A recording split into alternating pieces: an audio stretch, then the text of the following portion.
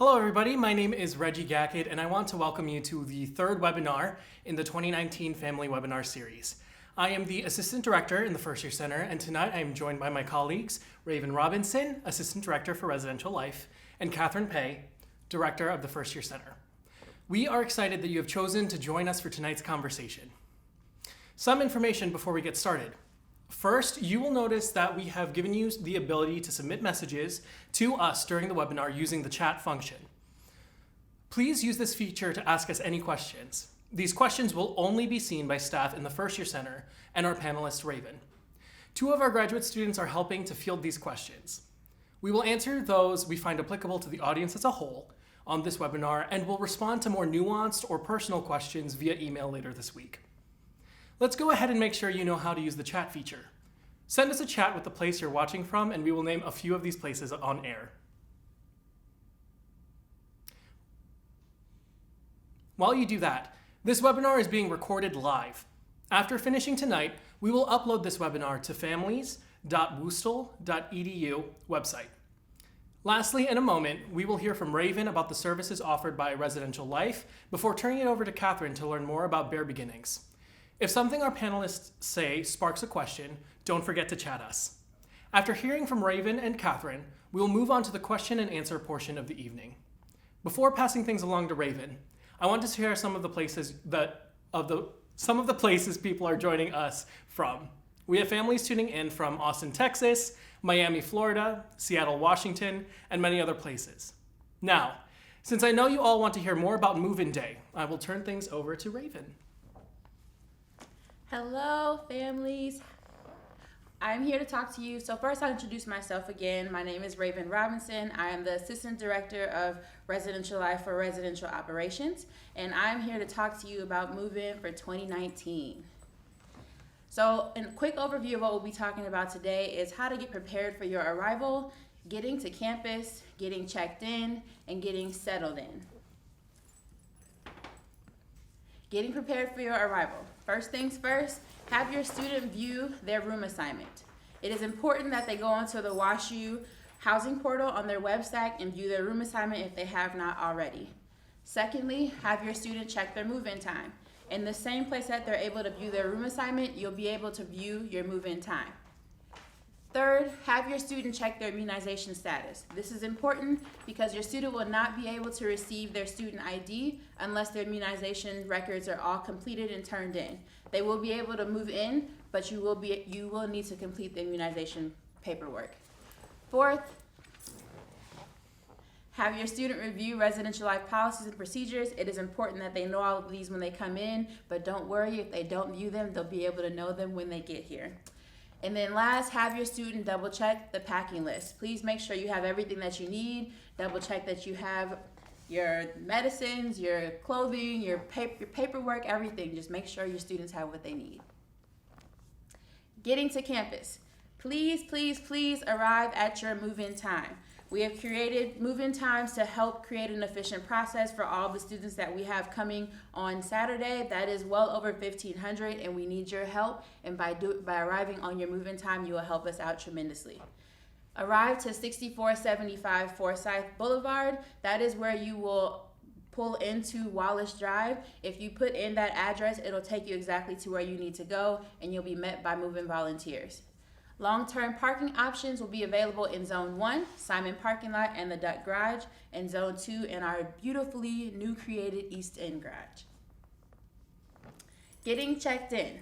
Unloading zone. So you should have received a move-in guide in the mail. In the move-in guide is a map.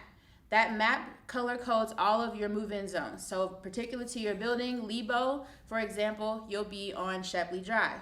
Umrath, for example, again will be on Shepley Drive. But Park Mud will be on the promenade. So it's important to just look at that map to get a feel for where you're going to be checking in. Once you get here, the building check-in procedure is very simple. You'll come in, we'll have plenty of volunteer assistance to help you. There's over 300 students here to move all of your boxes and your belongings. You'll walk into your building, you'll give us an ID, we'll check your ID, we'll give you a packet, you move down the line, and you're in your room. For early arrival process closed today, August 1st. But if you have any concerns, You can email the Office of Residential Life, but please know that the early arrival process did close today. This is just a reference for the map that I was referring to. It is also in the move-in guide in the one we sent you and online at the newstudents.wuso.edu. Getting settled into your room. Many of you may be wondering what's in there. So you have a bed, a nice twin size one, a mattress, the rooms are carpeted, you have a desk with a chair, you have blinds, closet or wardrobe, you have a dresser, there's 3 drawers in the dresser, trash can and recycling tote, beautiful central air, wireless internet, and of course the essentials: heating, gas, electricity, and water. But I'm sure you're wanting to know more, so if you want to know more about room dimensions, floor plans, cleaning schedules for your students, what the room types are, or even see some decorated rooms, please visit the Residential Life website and type in any of those titles at the top search bar, and you'll be able to find everything that you're looking for that's down the right there. Don't forget to bring the parking placard. In your moving guide that we sent home, the very last page is your parking placard. You need to have that visible and displayed in your car when you arrive. It is important because we do not want to have any concerns with your car on move-in day. Again, immunization paperwork is necessary. And please, please, please label your belongings because we're moving in so many people at the same time. We want to make sure all of our student volunteers get the belongings to the appropriate room. So please put your name and your room number. Important information for you to know. If you are bringing a U-Haul, you will have to park in the church lot on Wydown Boulevard. You will have to pack up your car with those belongings and then proceed to the main check-in location. You will not be able to have your U-Haul through Wallace or through Shepley Drive. So please know, if you're bringing a U-Haul, you will have to move to park in the church lot. Going shopping on move-in day. We are asking you to do all of your shopping before you get here. Bring everything you need on the day so you can check in at the same time with all of your belongings. We ask this because it'll be important as we're trying to get other people in throughout the day that we don't have too many repeat folks coming in during move-in day. That'll help make the people after you all's process efficient as well. University departments on move-in day, there will be several offices open to support students on move-in day. Campus cards will be open. Bare necessities will be open. Habit will be open. There are many important offices that students will be able to ask any questions to, available on move-in day. And then also, your student needs to be available by 5 p.m. on Saturday. So if you want to take them to dinner, to lunch, get all of that out before 5 p.m. on Saturday. Thank you, Raven, for sharing all of that insightful information. While listening to you speak, I was reminded of a question that I wanted to ask. Are there elevators in the residence hall during move-in day and throughout the year? Yes, there are elevators in the residence halls except for our traditional buildings in Lebo, JK&L, and Higg. There will be elevators in the residence halls except for our traditional buildings. Great, thank you so much. Now we have Catherine here to speak with you all about Bare Beginnings 2019. Hi everyone, I'm Catherine Pay. I'm the director of the First Year Center. The First Year Center serves all of our first year students throughout their entire first year of college, starting with Bare Beginnings, and then the Washington University Student Associate or WUSA program, which is a peer mentorship program that takes place throughout the year. We also sponsor all parent and family programs of undergraduate students. So even though our department name is called First Year Center, we will be working with you through your student's entire undergraduate career through parent family orientation as well as parent and family weekend. If you've been receiving Family Ties e-newsletter, that's coming from our office as well. So a little bit more about what parent family orientation might look like. On Saturday, August 17th and Sunday, August 18th, we welcome you to campus as part of Bare Beginnings with your own track, separate from the one that your first year student is participating in. There are some key sessions that we're going to go over, but first you'll see this kind of block schedule. This is available on our website so you get a flavor for what's happening on the 17th and 18th. When you arrive to campus, we will have printed copies of the parent-family orientation schedule available for you to be able to see all of the opportunities, including those open departments that Raven mentioned, including the Habit Health and Wellness Center, Student Financial Services, admissions tours if you haven't had a chance to visit campus before, etc. So a couple of sessions that we want to highlight for you, and not on the schedule because it's a new edition, but Letting Go, Staying Connected, a preview of the first year. Karen Coburn, who's a senior consultant in residence, wrote the book Letting Go to help families think about how they can prepare their student and themselves for their student's arrival to college. And so she'll be hosting that at 4 o'clock on Saturday, August 17th. We have affinity welcome receptions and a session hosted by Mark Smith, who's the Associate Vice Chancellor for Career Services. He'll be talking about career opportunities for your students, or you might choose to attend an affinity welcome reception for some of our students of color and other affinity organizations. That evening, a traditional WashU event is called Convocation. So our first year students will participate with their residential college, and we invite families to either attend in the athletic complex with their student or some of our additional viewing locations on campus. If you're traveling with young children or a family member who maybe needs to have a more comfortable chair or is arriving in a wheelchair, we can accommodate those in the athletic complex, but you might be more comfortable in one of our additional viewing locations. The seating available in the athletic complex are bleacher style, so not all families feel as comfortable sitting through an hour-long event in that venue. Followed by Convocation, we'll have Party in the Park, where Chancellor Martin will invite all of you to enjoy some ice cream novelty treats, some other local St. Louis specialties. We'll be giving a special gift to all of the first-year students, and there'll be a live band. It'll be a really great time for you all. Then transitioning to Sunday, August 18th, we have parent and family orientation sessions in the morning. So there's going to be a resource fair where more than 30 university departments will be available to provide you with information about the services they provide, and you can ask any questions one-on-one. And then from 10:30 to noon, the academic deans of each school and college are going to host a session so you can learn more about what your student will be experiencing in their first year academically and understand the 4-year academic trajectory of your student.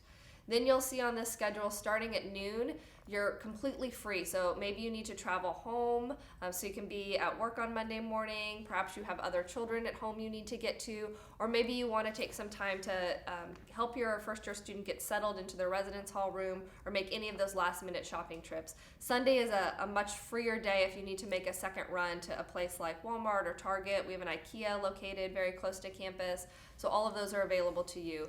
We do ask that you get your student back to campus between 6 and 7 o'clock because your student will have a required residential community meeting beginning at 7 p.m. And if you haven't already, please complete the RSVP form on our website, families.worcester.edu. We are excited to have all of you here, but want to make sure that we're fully prepared to support you and have all the resources that we need. Transitioning a little bit to what your first year student will be experiencing during Bare Beginnings, you can see that they have a much longer schedule than we do for the families. Obviously, everything for the families is optional.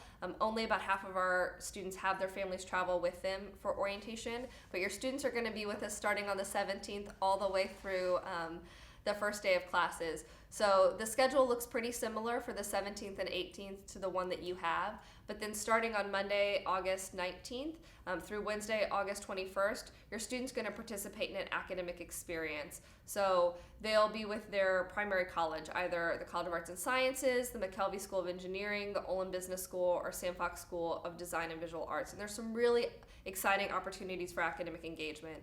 In Arts and Sciences, the students get to participate with a half-day experience with their faculty member from their first-year program or first-year seminar. They'll spend a half-day with the Career Center learning about career exploration opportunities. In engineering, they're going to have an opportunity to do some undergraduate research lab visits, do a build project. They have an engineering induction ceremony. In Olin Business School, they'll be doing a case competition as well as visiting some local startups, which is really exciting for our first year students to be able to do. And then in the Sam Fox School of Design and Visual Arts, we're going to make sure that all the students have the opportunity to set up their workspace so they're ready to go for the first day of classes. They'll get to participate in some faculty presentations, and we're even going to do mock critiques so that the first time a student's hearing about their artwork is not necessarily in their first class where it's getting graded.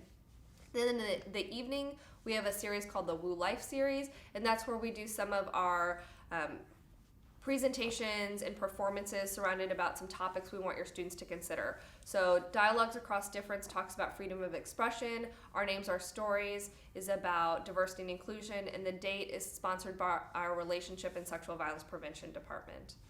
Then shifting onto Thursday through Saturday, students will be participating in an immersive experience. And these are an opportunity for a student to dive into a topic of their choice. So Arts Under the Arch is about arts and culture. Engage St. Louis is about civic and community engagement. Innovation and entrepreneurship, that name really kind of speaks for itself. Make Your Impact is a leadership opportunity. Our Beyond Boundaries students, so those who are not entering into WashU in a primary college, will be participating in a retreat. Our fall varsity athletes have a leadership academy, and then some of our scholar programs go on their retreats as well. So that's kind of the third experience of Bare Beginnings that your students will get. That first is that residential community, the second is academic, and the third is immersive. Half of our students are going to be going off campus for their immersive experience. Your student should have received an email from us today letting them know about their immersive experience, and we actually had a little slip up there where we sorted our Excel list incorrectly, so they got a second email with the correct information that your student should reference. There's also a waiver we need them to sign for Bare Beginnings, and if you have a student who's under the age of 18, you or another parent or guardian will need to sign that for your student. And then on Sunday, August 25th, our students are going to wrap up their time for Bare Beginnings. We know that we've kept them really busy, so we're going to have a residential community meeting. There are some foreign language placement exams that only a handful of students will be taking, and then we're going to close the day with a closing ceremony, which is a pep rally style event in Francis Field where the 1904 World Olympics took place.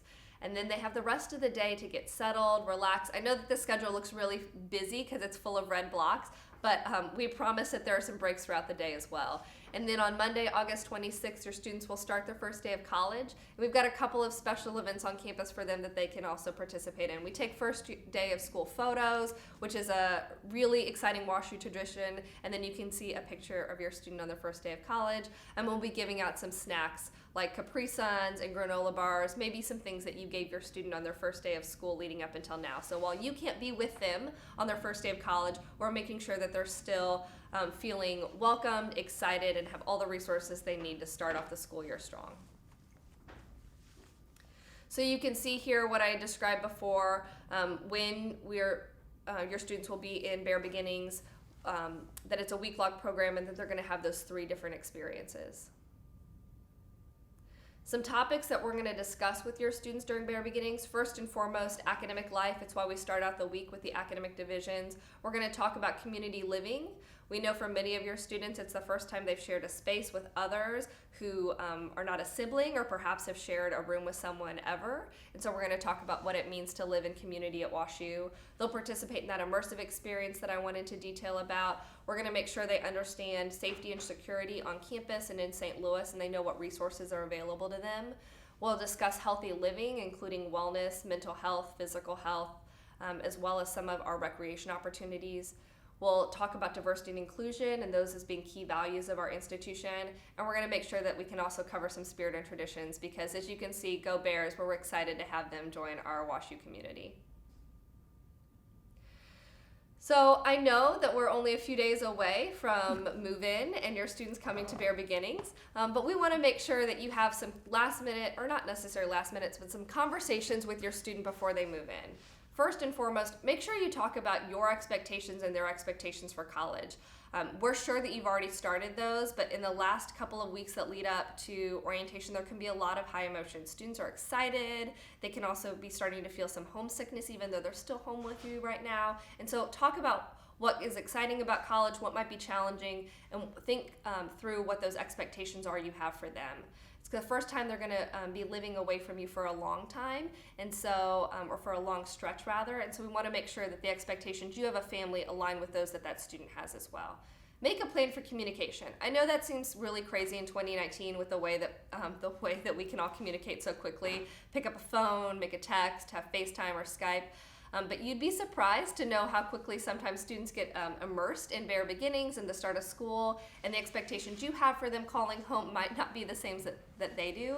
I'm going to tell a story on myself. I maybe did not call my parents for 6 weeks when I first went to college. No, it was not quite as easy. You couldn't text. We didn't have Skype, etc. But that was not great for my mom, and she was too kind to call me herself. So I wish she would have, now that I know how stressful that is having a child of my own.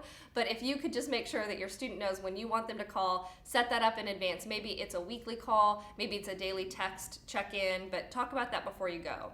Help prepare your student for independent living. They are leaving your household and coming to us, and we have some really great resources for your students here where we clean their bathrooms, including when they're in suite style. But make sure that they know how to clean the rest of their room, right? So if they have not yet learned to do laundry, you got a couple of weeks to make sure they know not to mix the red socks in with their white shirts. Help them to think about how often they might want to be changing their bed sheets. I know you all are laughing at me right now, but these are conversations that we have with first year students pretty regularly. How do I do my laundry? Maybe I should change my sheets more than once a semester, we hope. As well as send them off with some good resources so that they can be prepared, right? If they have not yet learned how to cook Easy Mac in a microwave, now is the time. I know, again, you're all still laughing at me, but these are real skills some of our students don't come to college yet with. And then also make sure that they've got some really great cleaning supplies, right? Maybe some Windex and paper towels, some Lysol wipes, whatever you think that they might need to just wipe down their desk space, and keep the rest of their space tidy. We do often have vacuums available for students to borrow in the residence hall, so you don't need to worry about that. But some of those smaller items, like things to wipe down their space, etc., they're going to want to bring. And then last but not least, if you have expectations about seeing your students' grades, have that conversation now. When your student comes to college, regardless of if they're over or under the age of 18, they fall under what's called FERPA, the Federal Education Rights and Privacy Act. Similar to HIPAA, but not pertaining to medical records and health records, your student now, regardless again of their age, are going to fall under FERPA. And that means the university is limited in what we can share with you as a parent, even if you're helping to finance their education, which I know many of you are. And so if you have expectations that your student's going to tell you how they're doing on their midterm grades or final grades, start having those conversations now. It can be as easy as saying, hey, I'm helping support your tuition here at the university, so I expect to see your grades, and talk about how they do that. You might ask them to share when they're home with you to pull up their student record so that you can see what their unofficial transcript looks like. Perhaps you want them to take a screenshot and send that to you via text, but whatever that expectation is, talk about it now, because often students have not thought that through because you've probably been getting grades sent to you home from your student secondary or high school. And then last but not least, help your student with some of their action items. We have been primarily contacting your student throughout the summer. They have received all of this information, but as we reach that final push to come to campus, sometimes folks get a little overwhelmed with all the other tasks that they need to get completed, packing, tidying up loose ends at home. So they received today an email with their Bare Beginnings Immersive Experience assignment and that waiver. So help to make sure that they sign that waiver by August 12th, or if your student's under 18, if you can sign that for them. Make sure they update their health record and immunization record by August 16th, because as Raven said, we want to make sure that they're able to check into their residence hall smoothly and that we don't need to delay that process to access those records for them. Third, they've received all summer postcards in the mail and other communications letting them know about before you arrive items they need to complete, so they need to have all of those done. I know we sent a June checklist, and perhaps there's still a lingering item on that June checklist. It's still time to get that done before they come to campus. And then last but not least, reiterating an item for a Raven, if you are driving to campus, please fill out your parking placard before you come and bring it with you on move-in day. And if unfortunately your move-in guide got lost in the mail, or you spilled your coffee on it looking at it in the morning, or perhaps the U.S. Postal Service ripped that in half by accident, we heard from a couple of people that it got a little damaged in the mail, then if you could get another copy off of our website before you come, that'll really help us out. Great. Thank you so much, Catherine, for sharing all of that detailed information. A question I think many families may be asking is, what exactly is an immersive experience, or what will my student be able to take away from being involved in that immersive experience? Sure. So as I mentioned, it's an opportunity for a student to spend 3 days around a common theme such as art and culture, innovation and entrepreneurship, civic and community engagement, or leadership. And what we want is that for your student to really think holistically about their time at WashU. So they're starting in their residential community on Saturday and Sunday. They're going to move into their academic community. We want them to then think about what that co-curricular experience could look like, as well as some career and interest paths. So we know that a student might love innovation and entrepreneurship from a theoretical perspective, but haven't really had a chance to dive deep into that. And they might not be a student in the business school where they're going to get that in their coursework, but they're like, I really am interested in this. How can I do it? They can do that through their immersive experience. Great, thank you. So we have some questions that folks have submitted. Can we show up at a different time than the one that I've been assigned to, so moving in earlier or later, Raven? We are politely asking you all to arrive at the move-in time that you have been assigned. We do that intentionally because we are trying to make sure we can control for how many people are coming within a time frame and make sure our move-in volunteers and our student volunteers are aware of who's coming. If we don't know that you're coming, we're not always prepared, and we like to know who's coming in at their time. So if you could please arrive at the move-in time that you've been assigned, we would be extremely grateful.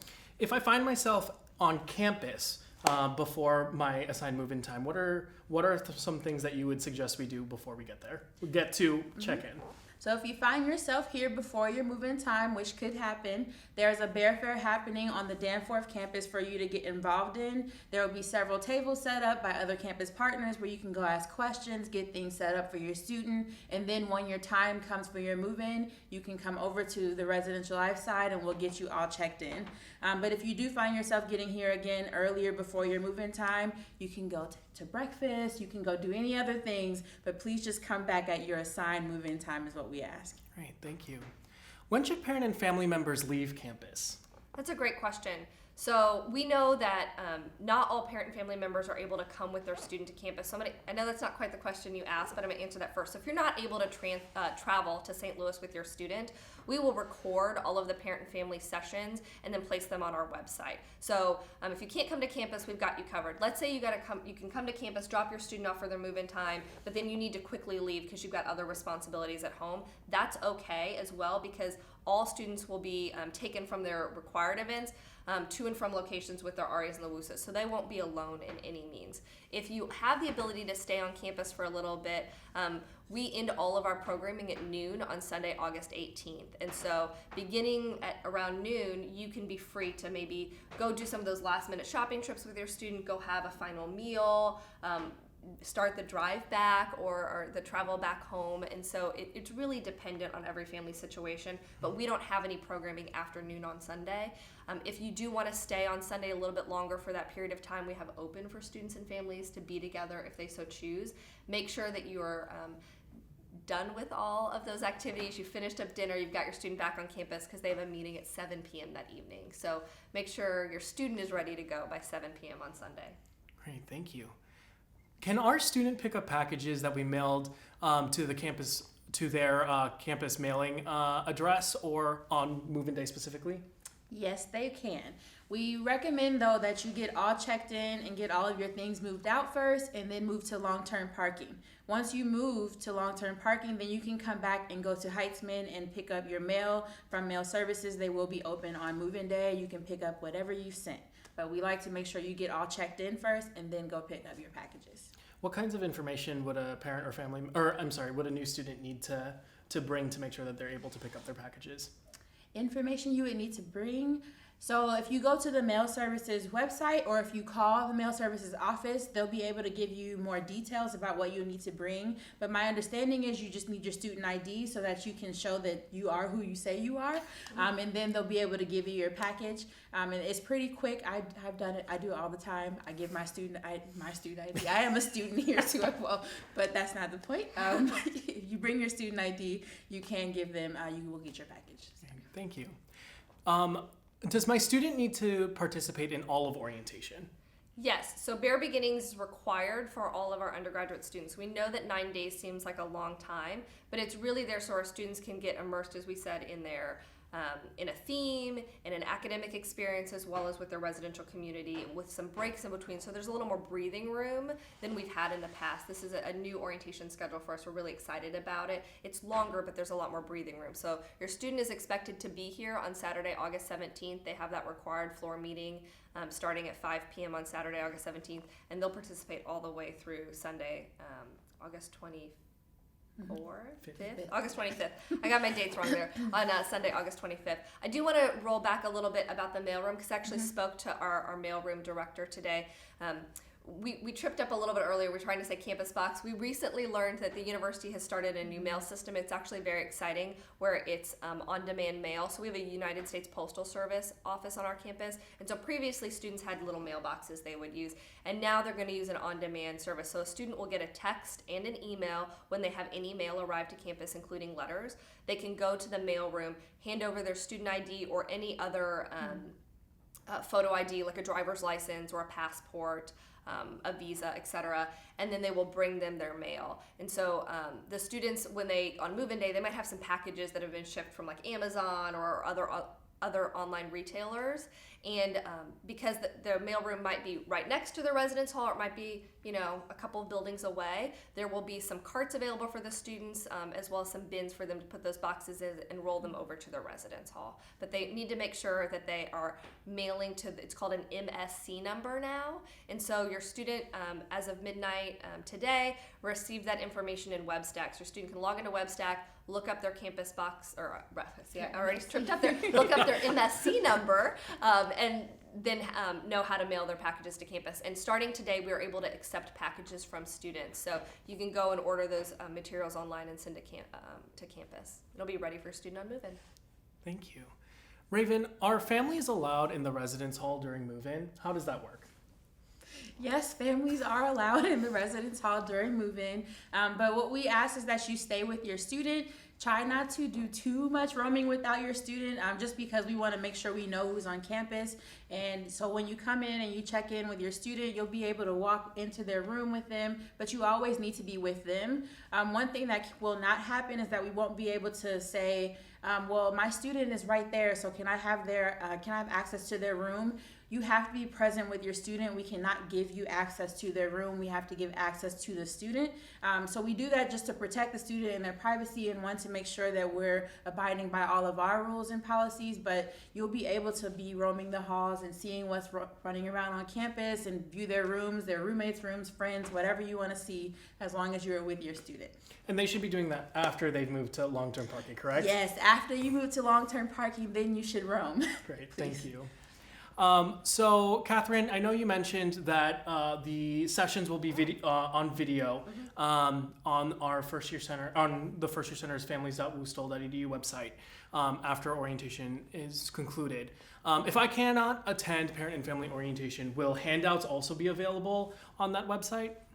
Yes, there will be handouts on families.woostol.edu, and we'll also have an app that goes live on August 16th. I know that's only the day before Bare Beginnings, but it'll go live on the 16th, and it'll have all of the information that we've collected from our campus partners in advance. So if we've received a handout in advance, we will put that on the orientation app online, as well as on our website. So perhaps a family member is here and they go to a session, but they don't want to take a piece of paper because they're afraid they're going to lose it traveling back to a coast or driving 6 hours somewhere home.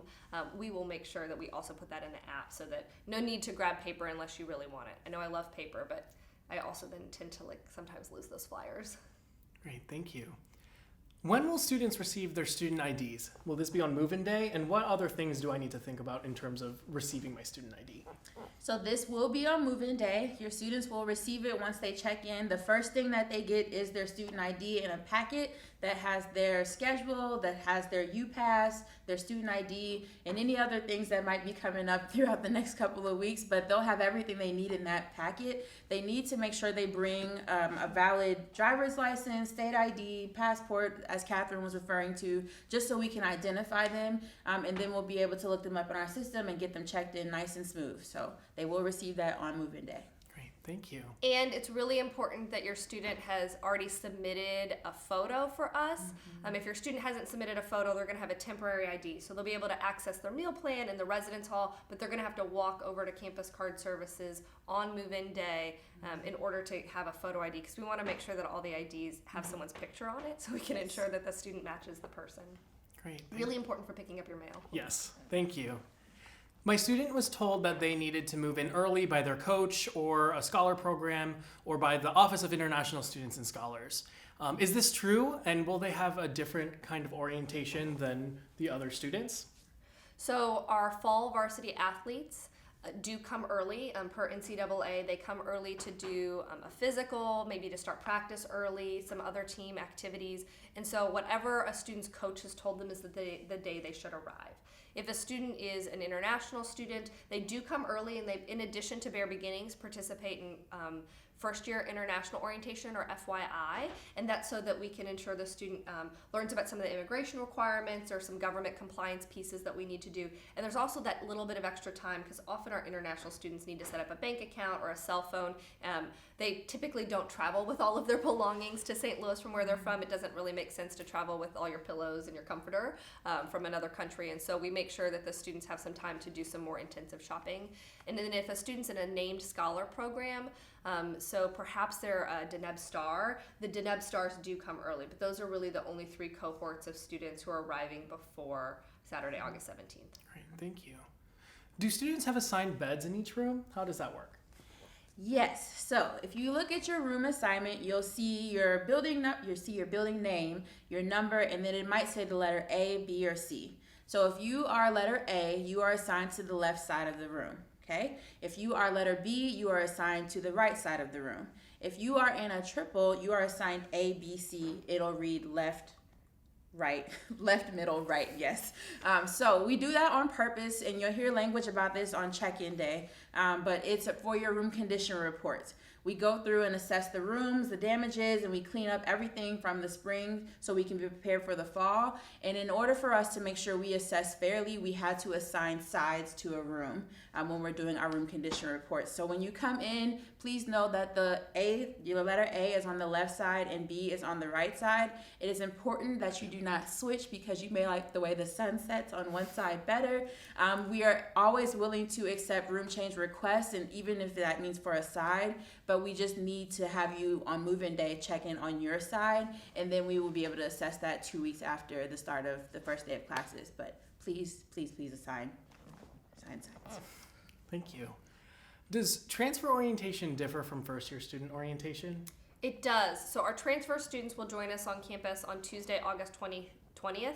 So that's true if they are a domestic student who is a U.S. citizen, or if they're an international student coming from outside the United States. All of those transfer students start on Tuesday, August 20th, and they will participate in Bare Beginnings from the 20th through Sunday, August 25th. Their orientation is a little bit different. So they will have a transfer community that they meet with. Not all of them live in the same residential area of campus. Some of them don't even live on campus, and so they don't have that residential component like the other students, but they're cohorted by their transfer students. They have time with their academic schools, and then their immersive experience is exploring St. Louis. So they're going to spend a day where we're going to go to the Arch. We're going to do a tour of St. Louis in some of the really fun and unique neighborhoods. And then they're going to end the day by we're going to have a tailgate before the football game. Thank you. So I know that you mentioned this a little bit earlier about like what kinds of materials are in the rooms. Should I be bringing furniture to campus? Can you repeat how I can find, say, the packing list of what you would suggest we bring? So I wouldn't recommend large furniture, but we have seen students bring like a little lounge chair, not this size that I'm sitting in, but nice little comfortable chairs, or the ottomans. People bring ottomans sometimes. If you have open storage options, I've seen several people put storage underneath their bed after they've put bed risers on their bed, or they get their bed lofted. They're able to put more storage underneath. So that is an option, but we don't recommend bringing large furniture. Your student will have everything they need in their room, at least to carry their essentials. But if you have extra things that you want to bring, you're more than welcome to bring those, but just not large furniture because it won't fit in there with 2 other people. So please be mindful of that when you're doing that with your roommates. And then for the packing list, you can find that in the mailed move-in guide that we sent you. It's also online on the new student site. We're still in the online version of the move-in guide, and it has been sent in Bare bulletins and checklists throughout the summer. So please refer to those 3 options, and it is online as well. But yes, furniture. Thank you. Will parent and family members have the opportunity to meet the academic deans? Would this be happening during the academic deans welcome? Yes, so for family members, they'll be doing that on Sunday, August 18th from 10:30 a.m. to noon. And again, if you're not able to join us for parent-family orientation, we are recording all of those sessions, and we'll be posting them on families.wistell.edu. Great, thank you. How does the locking system for doors work? So do students open doors with swipe cards or keys or codes? What does that look like? No codes, but students do open their cards with their student ID by swiping, and it'll automatically be electronically assigned to their room. So they'll swipe their ID, and then they'll be able to get into their room. One thing I would like to mention is some students, because they don't like the swipe all the time, they like to tape their doors. We recommend students not developing that habit early, and so if you could help your student, please keep their doors shut and locked when they're not in the room. We do this on purpose because if they tape their door down, students can walk in freely whenever they feel like it, and we don't want their belongings to be at risk. So please know that they have to swipe, and make sure they always swipe in and out of their room. Yes. It's also a fire hazard to tape your door open, so just be aware of that. Yeah, all of our doors are fire doors, so they're a little bit heavier than the door at your house. So, Catherine, you mentioned that Convocation is a tradition at the university, and you mentioned a little bit about how families can attend. Can you go into a little bit more depth about what that may look like for a family member? Sure. So Convocation is our official academic welcome to the university. We're going to have speeches by our chancellor, our interim provost, the vice chancellor for student affairs, as well as a senior student. They're all going to give their insights and some advice about how to best start the academic year. There's also some traditions associated with the residential colleges. They march in their residential college t-shirts. So each residential college has a mascot, as well as some colors affiliated with them. And so they often march behind their mascot. So if you're in Lebo, it's a yellow giraffe, so their t-shirts are yellow. There's some cheering going on between the res colleges. So the one I always remember is Lebo is red hot. That's I don't know if it's the best example to give, but it's the one that is maybe cheered the loudest, because I think it's also the shortest cheer. So the students are going to have some cheering. They're going to hear from those 4 key speakers. And then the chancellor will talk about some traditions at the university before we all walk over to Tisch Park, where there's a party at the end of the evening. Families are encouraged to participate. We have seating for families in the athletic complex where the event takes place. The students sit on the floor. There's seating for families in the upper bowl. But as I mentioned, it's bleacher seating without backs on it. So some family members, that's not the most comfortable way to view Convocation. So we also have additional viewing locations. So in the Danforth University Center, where there's food, if maybe you want to eat or have a cup of coffee while you're watching Convocation. In Edison Theater on campus, which is honestly, I think, the most comfortable place to watch because they're really comfy chairs. And then a few other locations on campus. So we have about 1,000 family members who choose to watch in the athletic complex, but then honestly the majority of families choose one of these other locations on campus for comfort. I will say, if you do want to attend Convocation in the athletic complex, we open doors at 6:45. The event starts at 7:30, and so you want to make sure that you're there sometime between 6:45 and about 7:25, because once the event starts, we can't let anybody else into the building. Great, thank you. I know both of you had touched base about this a little bit, but say I have misplaced my parking placard or my moving guide. What should I do? Where should I go? So Catherine mentioned earlier that there's an online version of the moving guide that we sent home on the newstudents.wooster.edu. You will go there and you can download a version of that moving guide, and you can print the parking placard that's in the back for yourself. Bring the printed version, and the printed version will suffice just fine. We just want to make sure that you have it. We will have very limited copies of the parking placard available when you arrive on campus, just in case anything happens after you've already printed out another version. But we really ask you to print the version that's on the website. Just download it and you'll be fine and you'll be ready to go. Even if it's in black and white, we know where you got it from. So yes. We recognize that we've received quite a few questions about the immersive experiences because of our sorting error earlier today. Just a note, because of our error, not everybody has received their immersive experience email yet. We will be sending out the rest of the emails both tonight and tomorrow. If you have not received your immersive experience assignment by Monday, August 5th, please contact the First Year Center at firstyear.woostel.edu or firstyearcenter@woostel.edu. That was our website. That was our website. Are students free on Sunday, August 18th? So can you clarify what is going on for them on that day? So students in the morning on Sunday, August 17th, have a residential community meeting. That is at the exact same time as that parent and family orientation session. So the resource fair that's happening, there's a career center session that's optional for people, and the dean's meeting. So the students and the families are busy at the same time on the morning of Sunday, August 17th. Your student is free from noon until 7 p.m., but we need to make sure that they're back and ready in their room, ready to go for that residential community meeting the evening of the 18th as well. So from noon to 7 p.m., totally free on the 18th. Great, thank you.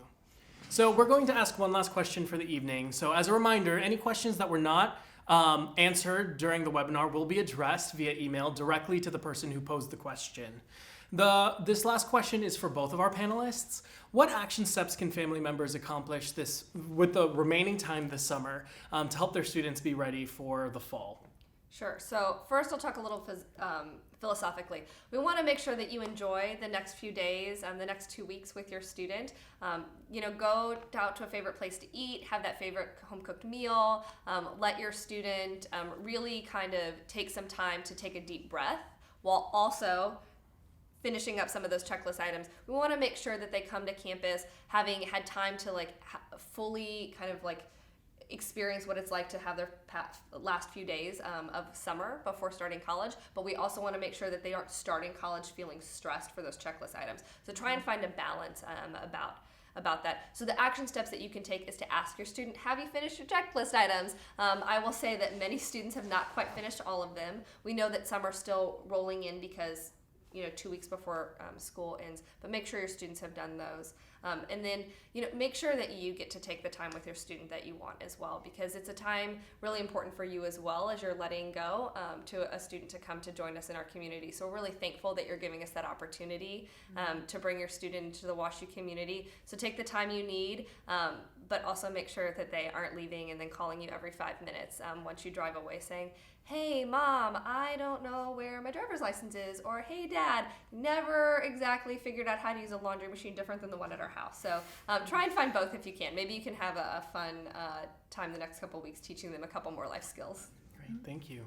Raven, on your end, what can family members do to help set their students up for success? I'm going to build off of Catherine. Yes, to do the checklist items, and please be checking your WashU housing portal. That is where we will be giving any updates that happen.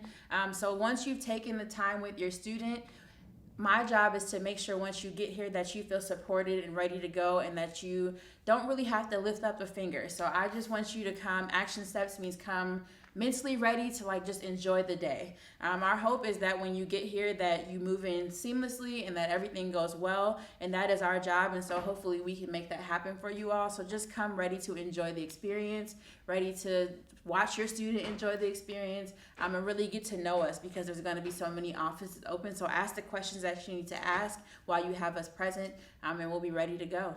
Great, thank you. Raven and Catherine, the information that you provided this evening has been extremely helpful. I am very confident that families of students in the class of 2023 have learned a lot from your presentation. Families, we hope that you learned valuable information this evening and through our 2019 Family Webinar Series. We look forward to welcoming you to campus in just a few short weeks. As a reminder, you can always find answers to your questions on our websites, newstudents.woostel.edu and families.woostel.edu. You can also find the recorded version of this webinar on our website early next week. We'll see you soon. Thank you so much.